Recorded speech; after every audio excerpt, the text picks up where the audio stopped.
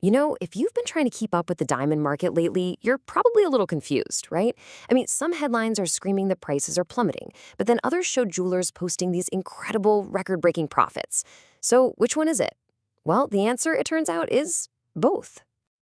So, what is actually going on with one of the world's most iconic luxury goods? The answer isn't simple. In fact, the market is behaving in a really, really weird way. It's not just one single market that's trending up or down. Nope. Instead, what we're seeing is a market that's deeply divided, with completely different stories playing out at the exact same time. We're really looking at a tale of two markets. Certain kinds of diamonds are absolutely booming. They're in super high demand and they're fetching premium prices. Meanwhile, other categories are seriously struggling with weak demand and just falling values. So, what's causing this massive split? Well, it really comes down to two key factors that are basically slicing the market right in half: a diamond's shape and its size. Let's start with shape. For decades, I mean decades, the classic round brilliant cut diamond was king. It was the standard. Well, not anymore. Right now, the market for those traditional round diamonds is weak, while fancy shapes are all the rage. People are craving unique, distinct stones that really stand out from the crowd. And listen, it's not just any fancy shape that's in demand. We're talking specifically about these elongated shapes, what the industry calls long fancies. As you can see here, ovals, marquise, and emerald cuts, these are the ones that everybody is looking for, especially when we start talking about bigger sizes. But here's the thing, it's not just about picking a fancy shape. Quality is absolutely crucial. As this quote points out, the really well-cut fancy shapes are actually pretty rare, and because they're so hard to find, they're commanding those premium prices. A poorly proportioned fancy shape? Yeah, that's still a very, very tough sell.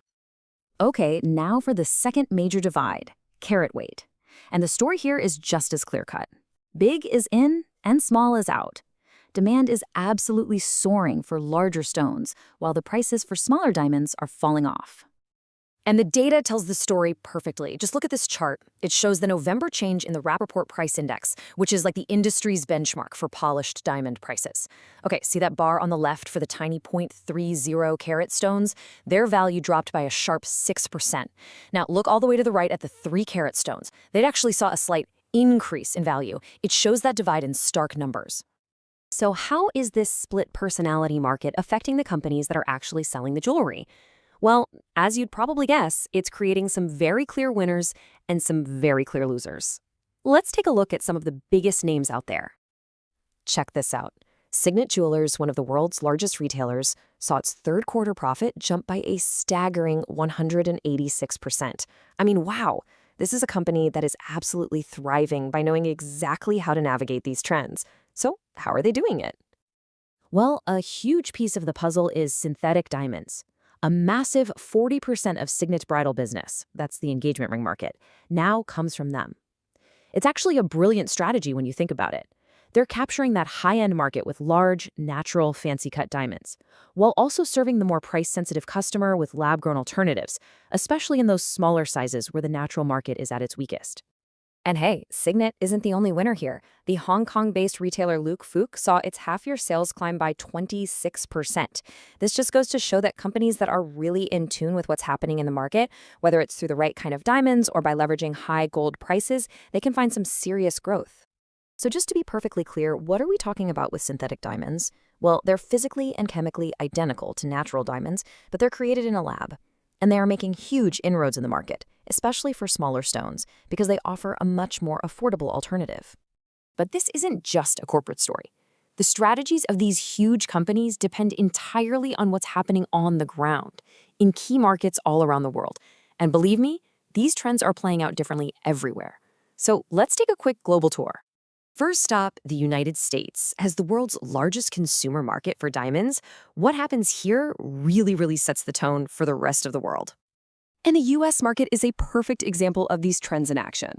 The high end is going strong, fancy shapes are definitely in, and there's huge demand for those larger stones. We're talking specifically between 2 and 4 carats. Okay, next stop, India. As a global hub for cutting and polishing diamonds, what happens in India is absolutely critical for the entire industry's supply chain. And the situation in India? It's much, much tougher. Trading has slowed way down, and all these economic pressures are really taking their toll. And to make matters worse, synthetics are rapidly eating into the market for small diamonds, which, has always been a cornerstone of the Indian diamond industry.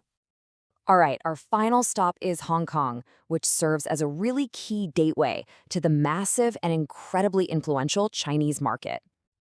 In Hong Kong, it's a bit of a mixed bag. Tourist spending is up, which is great, but local demand is still pretty weak. And the best sellers? Come on, you can guess it. Large, fancy shapes.